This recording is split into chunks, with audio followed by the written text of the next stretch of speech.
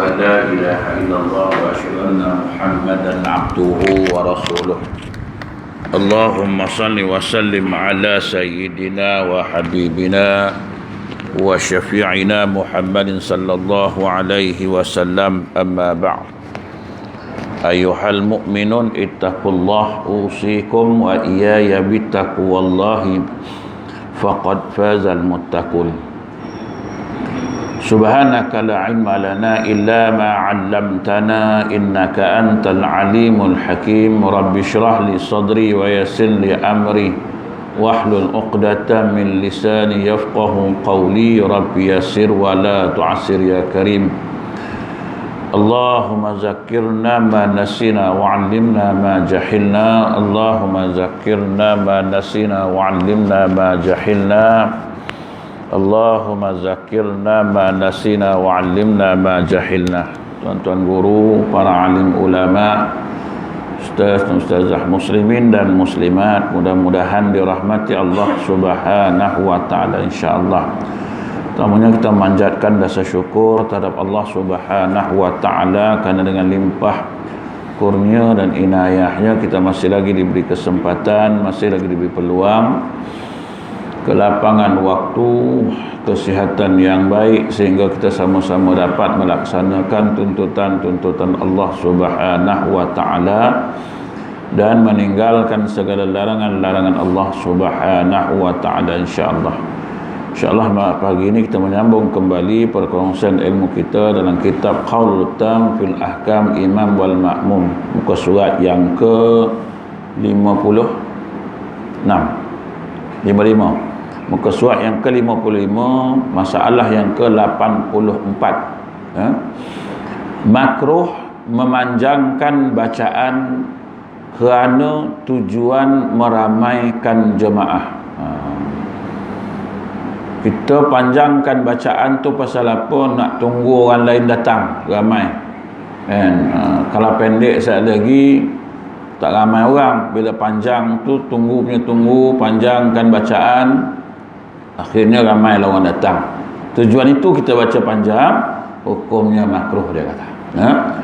Jika masuk seorang mengimamkan pada sembahyang jamaah, kemudian ia memanjangkan bacaannya kerana tujuan supaya diikuti oleh orang ramai, untuk membanyakkan dengan mereka sembahyang jemaah atau supaya dapat diikuti seorang laki-laki yang masyhur yang biasanya ia selalu hadir berjemaah di tempat itu, maka hukumnya makruh dengan ittifaq muwafaqat semua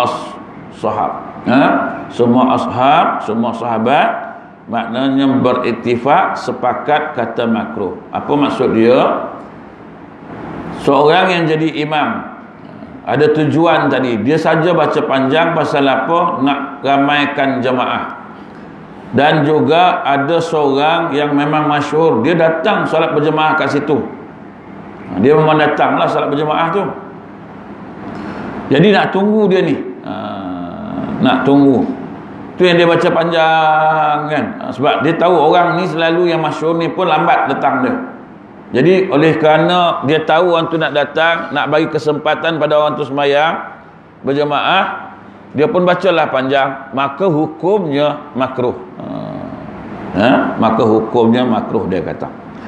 Seperti mana dijelaskan di dalam syarah Al-Muhazzab, dan berkata ia telah berkata mereka ashab ini, dan sama ada masjid itu dalam kawasan pasar ataupun suatu tempat yang biasanya manusia datang kepadanya selepas iqamah berpuak-puak atau tidaknya, sama ada laki-laki yang ditunggu itu orang yang masyhur kerana agamanya atau ilmunya atau dunianya, maka semuanya itu makruh hukumnya dengan ittifaq, dengan sepakat para ulama memakruhkan hukum sekiranya kita menunggu, kita baca panjang tu tujuannya untuk menunggu para jemaah, dan yang terlebihnya ialah kerana menunggu seseorang yang masyhur. Dia ni orang alim, dia ni orang yang hebat, kemudian kita jadi imam nak tunggu dia sebab kita tahu dia biasa datang sembahyang sini.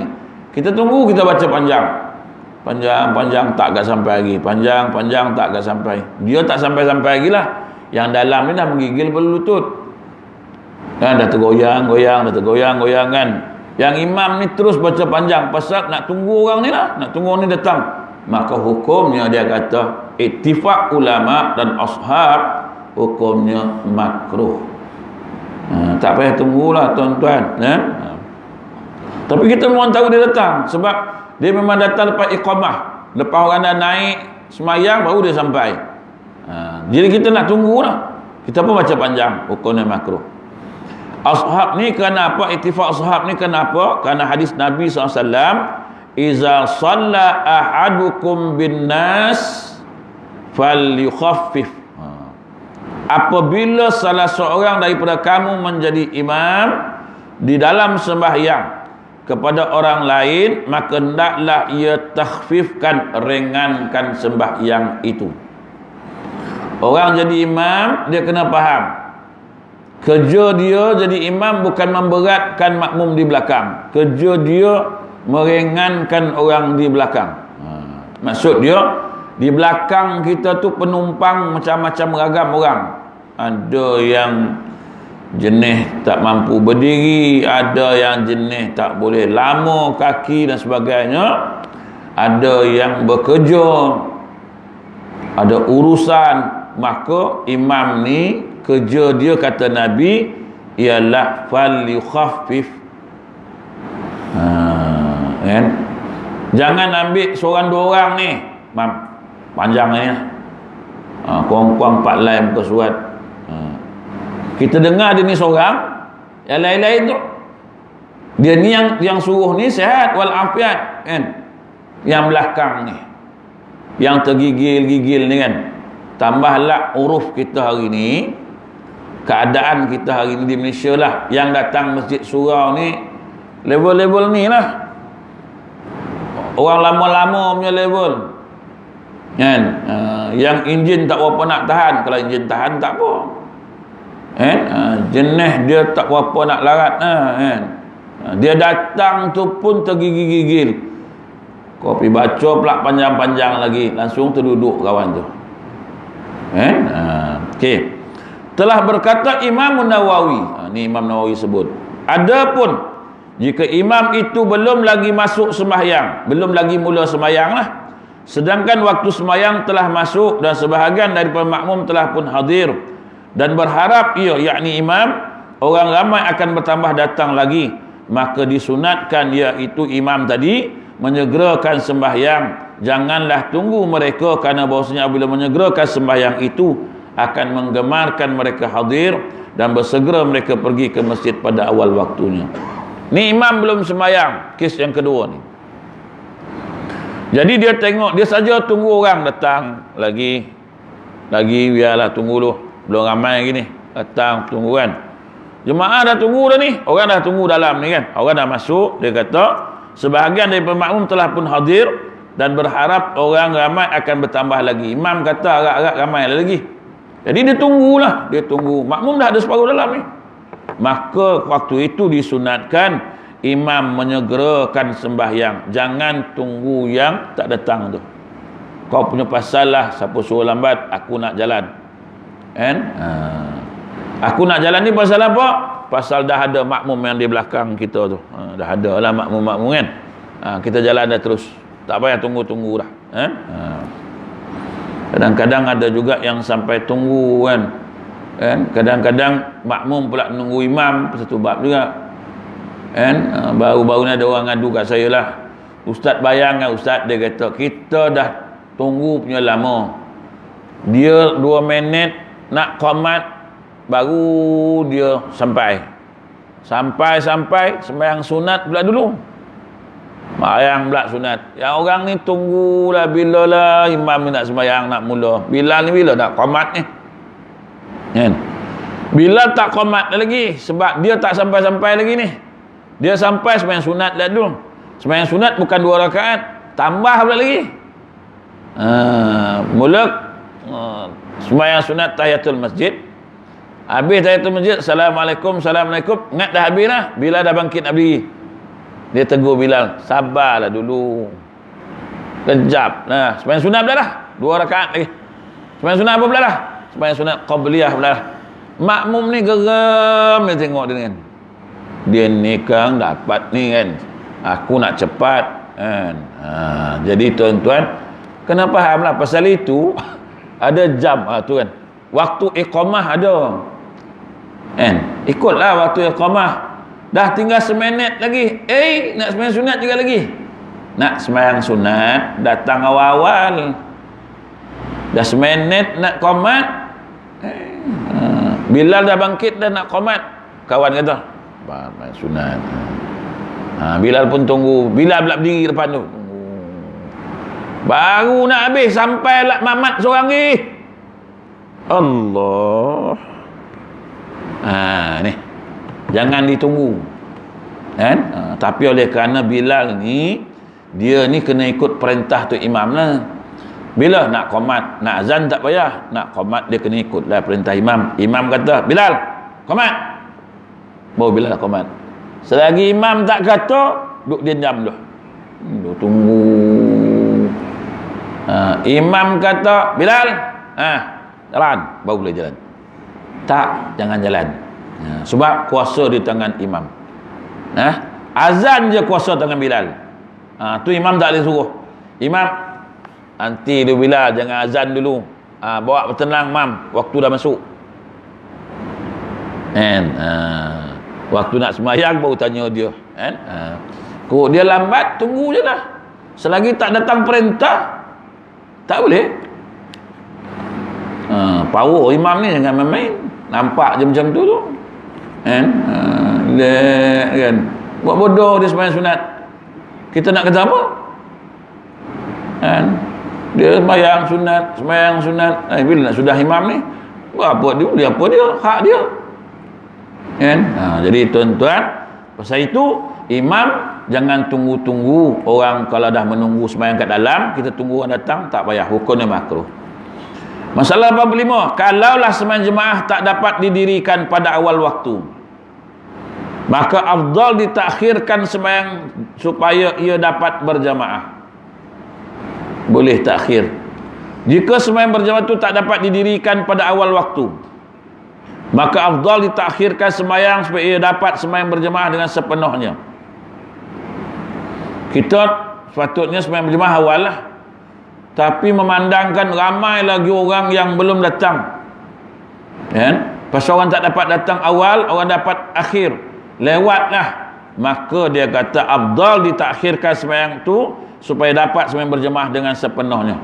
Dan ada orang kata kilnya orang katalah, bermula sembahyang seorang daripada awal waktu itu lebih afdal daripada sembahyang berjemaah pada akhir waktu. Tetapi jika ia sembahyang awal waktu bersendirian, munfarid ni tadi, kemudian ia sembahyang pula serta jamaah, maka itulah yang paling baik sekali untuk menghasilkan fadilat berjamaah. Tengok. Okay. Dia kata, dan ada orang cakap lah. Siapa cakap? Wallahu alam. Tapi adalah orang cakap, sembahyang seorang diri pada awal waktu itu lebih afdal, lebih utama daripada sembahyang berjamaah pada akhir waktu. Kita tahu sembahyang berjamaah ni akhir waktu, kita pun awal waktu kita sembahyang dulu siap. Itu lebih afdal. Sebab nak nunggu berjamaah akhir waktu. Aku sembahyanglah awal waktu seorang-seorang, tak dapat berjamaah, taklah. Yang penting awal waktu. Kata kil itu lebih aula, lebih afdal lah. Kita lakukan, dia kata. Okey. Tetapi jika sembahyang awal waktu bersendirian, awal waktu sembahyang seorang-seorang, kemudian ia sembahyang pula serta jamaah. Lepas sembahyang awal waktu bersendirian, kemudian dah akhir waktu ada orang berjamaah, dia sembahyang lagi ikut berjamaah. Kata dia, ada orang cakap ni, dia kata itulah yang paling baik sekali. Maknanya itulah yang paling bagus, yang paling afdal ialah macam itulah. Sembahyang mula-mula seorang-seorang, kemudian di akhir waktunya, di akhirnya dapat solat berjamaah, maka dia solat berjamaah. Itu yang paling baik, dia kata. Maknanya 2 kali sembahyang lah. Mula sembahyang seorang-seorang, kemudian sembahyang berjamaah untuk nak dapatkan fadilat berjamaah, itu lebih, dia kata, baik, lebih afdal untuk menghasilkan apa? Menghasilkan fadilat berjamaah itu. Kan? Contoh juga macam kita sembahyang, ada orang sembahyang berjamaah, ada orang atas seorang sembahyang lewat sembahyang, dia sampai-sampai orang dah habis sembahyang. Jadi oleh kerana kita nak bantu nak dapat fadilat berjamaah, kita pun bangkit pergi duduk belakang dia. Dah sembahyang ni kan? Dah sembahyang. Ada orang sembahyang kemudian tak dapat berjamaah tadi, untuk nak dapatkan dia berjamaah, maka kita boleh ikut belakang dia. Dia bukan dah sembahyang ke tadi? Dah, habis tu sembahyang apa lagi? Rajin sangat ke? Tak, hukum dia datang lagu tu. Dapat fadilat berjamaah, nak bantu orang lain dapatkan pahala berjamaah. Boleh? Hukumnya harus. Jangan heran pula, bukan kau dah sembahyang ke tadi? Dah, habis tu nak sembahyang apa lagi? Nak tolong kau lah. Nak dapat berjamaah. Kan? Kemudian 86, disunatkan bagi makmum menegur imam jika ia membaca salah. Tuan-tuan tengok nah, disunatkan, bukan wajib nah. Disunatkan bagi makmum menegur apabila didapati imamnya salah pada bacaan ayat, seperti mana disunatkan demikian bagi orang yang salah bacaan di luar sembahyang. Dan berkata al-mutawalli, janganlah makmum itu menegurnya selama ia, siapa? Selama mana imam itu mengulang-ulang bacaannya sehingga diam ia, yakni apabila imam itu berhenti daripada mengulanginya, barulah boleh makmum menegurnya. Imam sangkutlah, walaus innal insana lafi khus illa allazina amanu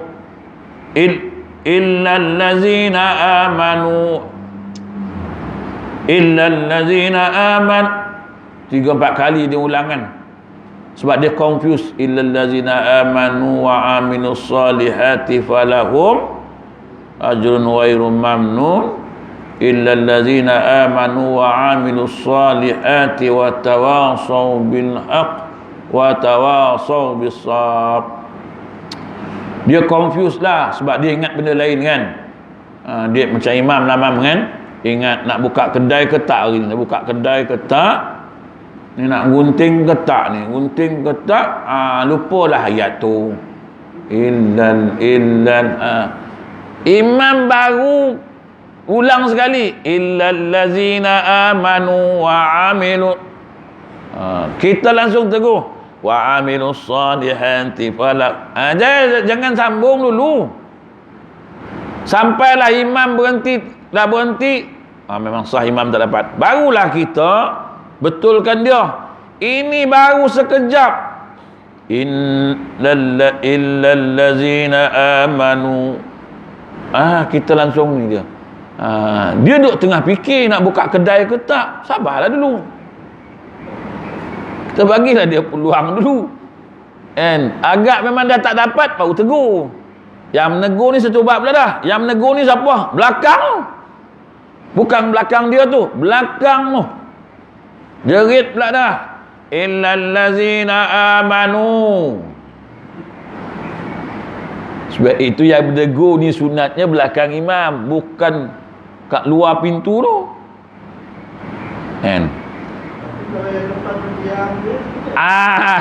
Kalau yang ada depan ni pun aku pun confused juga. Aku pun confused ayat ni kan. Jadi kita yang di belakang tu barulah boleh menegur.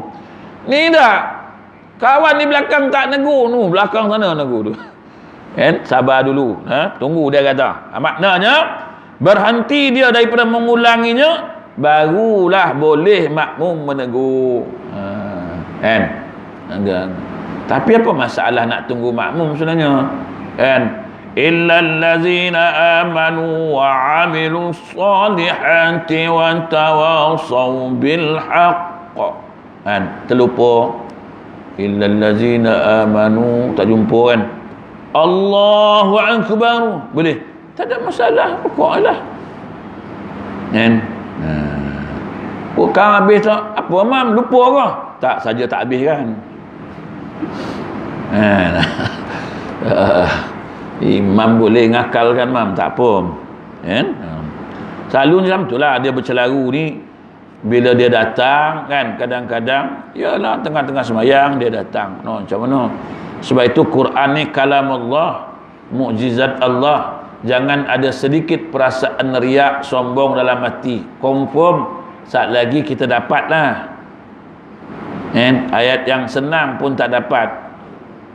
Kul huwa. Kita yang belakang sombong. Kul Allah tak hafal. Oh, dia gaduh sombong lah. Sebab dalam hati tu dia ada sikit penyakit tau. Penyakit apa? Penyakit riak, penyakit sombong. Kalau ada dua ni, main-main dengan kalam Allah, mukjizat Allah ni, saat lagi dia dapatlah sangkut. Dia sangkut tengok makmum ramai pagi ni kan. Ini kena tunjuk ini mesti juzuk yang dia orang tak tahu ni kan. Dapat justru itu jangan ada. Sebab membaca kalam Allah jangan ada sifat sombong, jangan ada sifat riak. Jika makmum menegur imamnya dengan qasad bacaan, nescaya tidaklah batal sembahyangnya. Demikian juga diqasadkan menegur bacaan atau diitlakkannya walaupun dengan qasad semata-mata, menegurnya tidaklah juga batal sembahyangnya. Okey. Kalau dia tujuan dia tegur tu untuk apa? Dengan tujuan menegur imam, tegurkan qasad bacaan tu, nescaya tak batal sembahyang. Demikian juga qasadkan menegur bacaan atau diitlakkannya dengan qasad apa-apalah, walaupun dengan qasad semata-mata menegurnya tak batal. Habis macam mana yang batal? Okey, kita tengok sekali lagi dia ada batalnya. Demikian juga jika duduk ia dalam salah satu daripada rakan sembahyangnya dan bertasbih ia bertujuan memberitahu imamnya. Demikianlah dijelaskan oleh Syekh Abu Ishaq. Berdasarkan teguran itulah muslihat sembahyang jua. Yang ni tak batal. Bersalahan, yang ni batal. Baik. Jika meminta izin seorang hendak masuk ke rumahnya walhal ia sedang dalam sembahyang, lalu membacanya udkhuluha bisalamin, maka jika qasad bacaan atau jawapan serta bacaan diitlakkannya, maka tak batal sembahyangnya. Jika qasadkan izin, nescaya batal sembahyangnya, kerana izin itu bukan daripada muslihat sembahyang. Ada orang datang rumah kita, Assalamualaikum, kita pun tengah sembahyang kan, kita pun tiba-tiba baca ayat ni, udkhuluha bisalam, masuklah dengan salam, dengan selamat sejahtera kan. Apa tujuan kita? Kalau tujuannya, qasadnya bacaan atau jawapan serta bacaan diitlakkannya, maka tak batal sembahyang.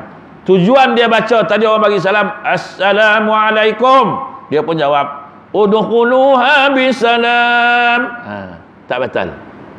Sebab tujuan dia jawab. Tapi kalau tujuan dia mengizinkan, masuklah. Maksud dia macam itulah. Tujuan nak izinkan orang yang bagi salam tadi, kau boleh masuk.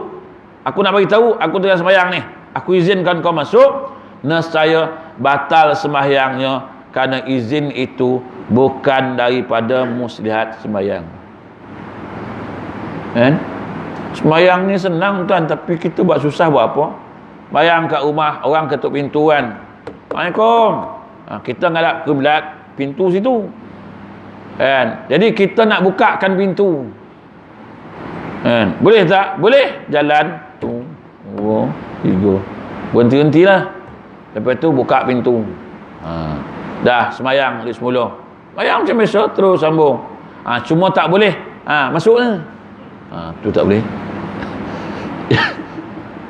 Yang tu tak boleh. Dah buka pintu siap suruh masuk lagi, masuk. Nak sembahyang pun susah. Tu tak boleh kan. Tapi kalau takkan buka, Jangan kiblat berubah sudah. Boleh? Boleh. Jadi kena tengoklah sembahyang ni mudah, tinggal lagi kita jadi macam susah. Aku nak sembahyang kan kok datang pula dia. Aduh. Janji datang lah tapi tak sampai-sampai lagi. Jauh. Boleh. Pasal itu macamlah. Okey, tuan bila macam ni kan. Dah tahu dah janji tadi dengan Tuan Yusuf ni. Tuan Yusuf kata saya datang pukul 1. Tuan bila nak sembahyang Zuhur. Tuan bila sembahyanglah kat pintu tu. Dah tahu dah janji, pergi sembahyang dalam bilik pula dah. Assalamualaikum. Tuan Yusuf ni pun sampai. Dah tengah sembahyang sampai. Tuan Bilal pun kata, aku tengah sembahyang baru nak sampai. Tadi tak nak sampai. Tuan Bilal pun keluar pintu. Langkah buka pintu bilik tu. Tak agak sampai pintu luar ni. Jalan lagi. Yang ini hukumnya makruh. Tak boleh ya. Kan? Ini maksud dia dah tahu nak datang. Mayalah kat pintu tu kan. Jadi tuan-tuan adalah cara dia kan. Demikian juga tidak batal sembahyang. Mubaligh di belakang imam jika ia qasad ia dengan takbir itu menyampaikan pada para makmum dengan intiqalat perpindahan perbuatan sembahyang daripada satu rukun pada rukun yang lain serta imam. Ia daripada muslihat sembahyangnya. Bandingannya seperti sembahyang atau mengambil wuduk untuk mengajar. Berdasar pada perbuatan Nabi SAW yang mana baginda telah mengerjakan sembahyang untuk mengajarkan mereka secara cara-cara sembahyang, dan sabda Nabi SAW maksudnya, sesungguhnya aku mengerjakan sembahyang ini supaya kamu semua mengikut aku dan mempelajari cara kaifiat sembahyang aku. Ini mubaligh. Dalam ni seorang imam. Kemudian ada lagi seorang belakang tu mubaligh dia panggil. Apa dia mubaligh? Macam Bilal di Masjidil Haram. Allahu Akbar. Kan imam perlahan kan? Allahu Akbar. Mubaligh ni Allahu Akbar. Dia nak bagi tahu belakang tu. Jadi macam kita tak payahlah mubaligh apanya setuaha je. Antara sini dengan situ tak payah mubaligh. Ni yang mubaligh ni mana? Sini belakang pintu ni, belakang tu ramai lagi jemaah yang tak nampak orang dalam ni. Kan? Maka yang kat pintu tu dia jadi mubaligh untuk nak bagi tahu ni sembahyang, rukuk, sujud, nak bagi tahu. Perpindahan, intiqalat, takbir intiqalat dia panggil. Kalau niatnya untuk itu maka boleh. Pasal itu berlaku di Masjidil Haram, di Masjid Nabawi dia ada mubalighnya. Kalau kat sini tak payahlah mubaligh sebab memang nampak dah kan. Jemaah dia itu je tahu dah. Kan? Okey. Kemudian hendaklah makmum menegur imam dengan zikir. Jika imam lupa baca Fatihah, maka hendaklah makmum di belakangnya baca tasbih untuk mengingatinya. Jika ia tidak sedar juga, maka tidak boleh ia tegur dengan kata-kata yang lain daripada zikir, seperti berkata ia engkau tertinggal Fatihah, atau berkata ia bacalah Fatihah. Dan jika ia berkata juga seperti demikian, nescaya batallah sembahyangnya sama sekali, kerana mengingatkan imamnya bukan dengan zikir. Allahu Akbar. Habis doa iftitah, Bismillahirrahmanirrahim. Alam tara mana Fatihah? Makmum pun subhanallah. Siapa? Yang di belakang. Jangan ramai-ramai. Subhanallah, bergema. Makmum, imam pun heran, apa yang masalah subhanallah ni kan. Tapi itu yang rukun tuan-tuan. Kalau yang sunat tak payahlah, sekali cukup. Dia tertinggal lah kunut, terus sujud. Nak sujud kan, kita pun subhanallah. Tak payahlah dia sujud, ikut je lah sujud, sebab benda tu benda sunat. Kadang imam dah bangkit dah rakaat yang kedua masuk ketiga kan. Pada tahiyat awal tu bukanlah dia bukan ada masalah apa pun, dia sunat macam tu je kan, tak ada masalah. Dia berbangkit dah tegak dah. Makmum bangkit-bangkit tengok, tak duduk pula dah. Imam dah berdiri. Kita makmum dah tengok dia berdiri, dah tegak. Subhanallah. Imam pun terus je, subhanallah. Imam kata, apa masalah kau? Aku imam. Subhanallah. Tak payah, tak payah. Tengok dia dah bangkit tegak, dia dah pindah rukun, kita makmum kena ikut dia naik atas. Kena ikut.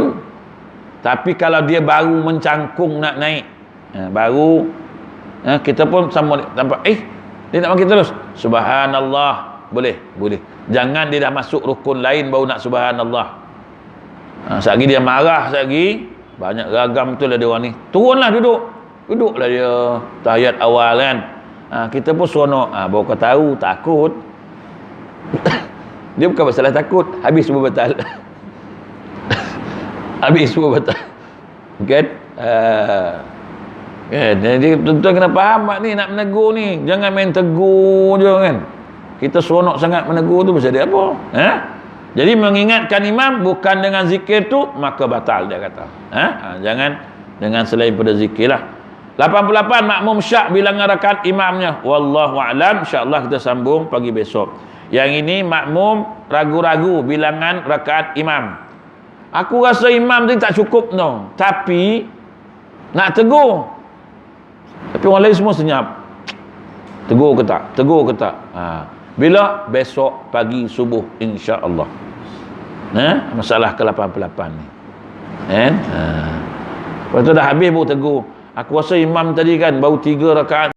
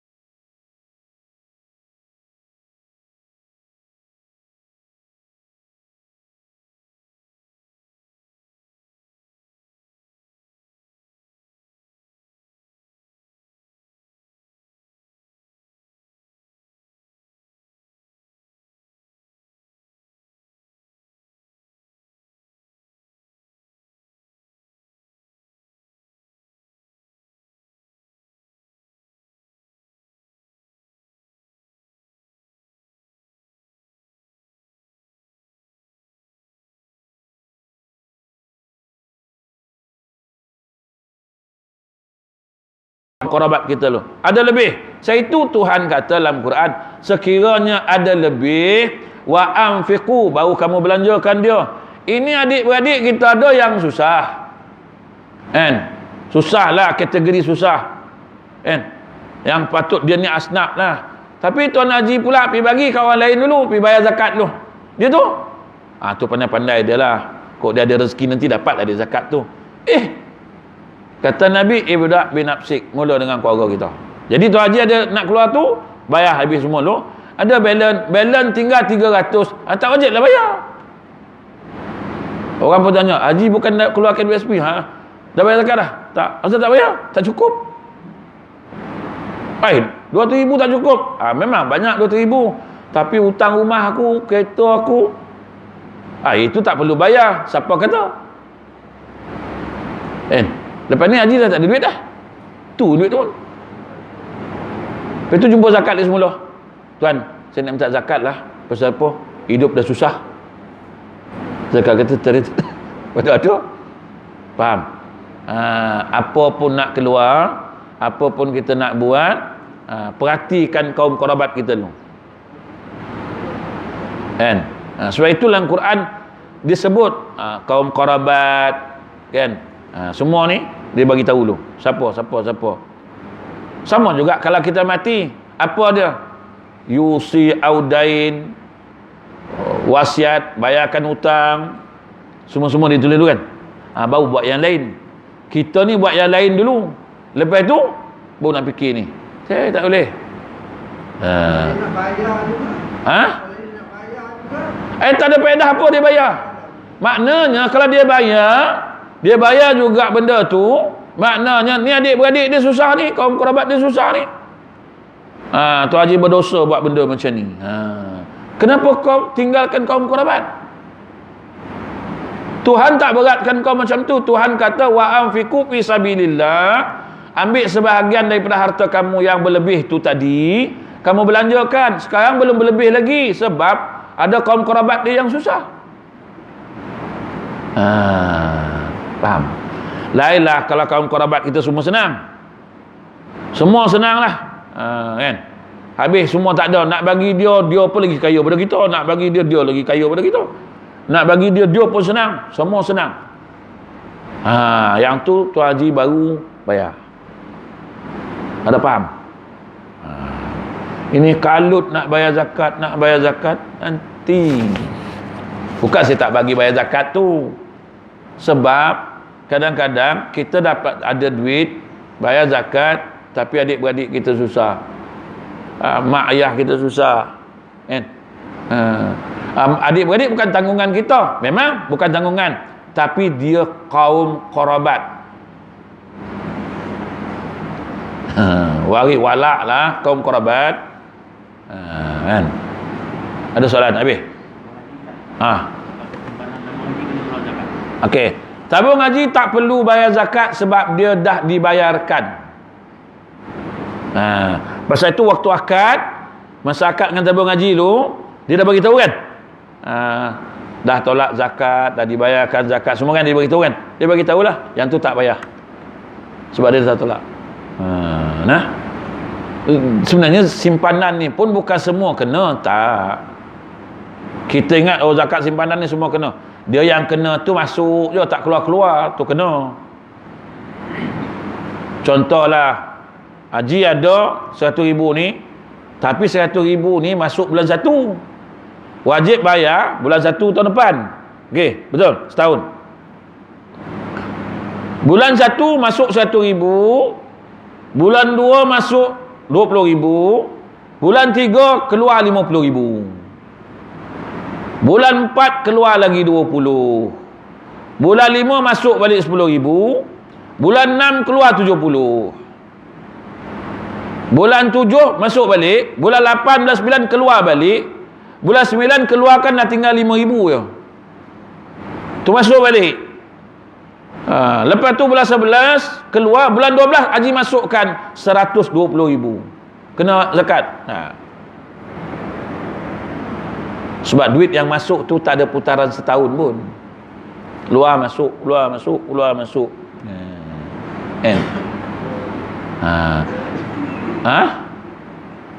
Dia kalau masuk je tak keluar-keluar, tu kena.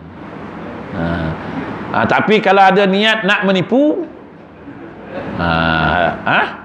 ada niat lah dalam hati kan, pasal apa haji buat macam ni? Adalah. Rupa dia nak ngelakkan zakat tu kan. Ni hukumnya haram.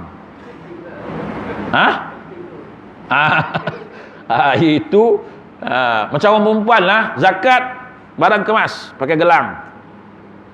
Ada ustaz-ustaz kata yang bayar, yang tak kena yang dipakai, yang simpan pakailah, kena bayarlah. Yang tak pakai tak, dia pun pakailah gelang. Pagi gelang lain, tengah hari gelang lain, besok rantai lain, tapi hari-hari pakai. Pakai tukar kan. Akak tak bayar zakat kak? Akak hari-hari pakai. Kalau macam ni untung lah. Hari ni pakai 5 sekali. Hampir siku. Besok tukar lain pula, pakai lagi yang lain pula. Semua tak kena bayar. Itu namanya menipu. Itu namanya hukumnya haram. Faham? Allah Allah, baiklah. InsyaAllah. Ada.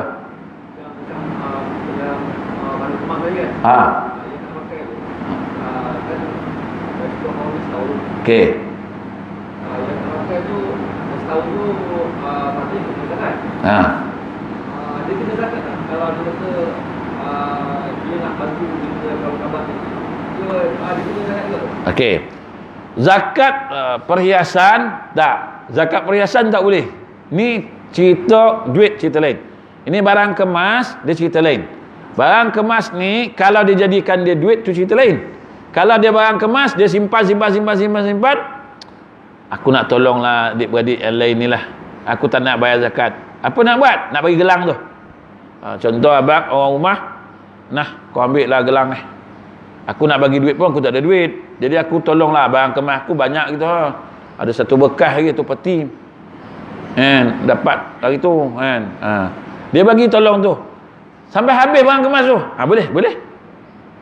Asal tak bayar zakat. Tolong adik-beradik, aku nak tolong duit tak ada. Habis tu, aku bagi barang kemas. Habis semua. Tinggal tong tu je. Kan. Tapi kalau barang kemas ni sayanglah sikit. Sebab benda tu seketul. Kan? Tapi kalau duit ni kurang sikit. Kan? Dia macam tu lah. Wallahu alam. Habis tak ada, kita sambung besok lah. Besok ada lagi, jangan risau. Esok hari ada lagi. A'udzubillahi minasyaitonir rajim. Khasyan zakal syakir. Allahumma salli ala Muhammad. Alhamdulillahirabbil alamin. Assalamualaikum warahmatullahi wabarakatuh.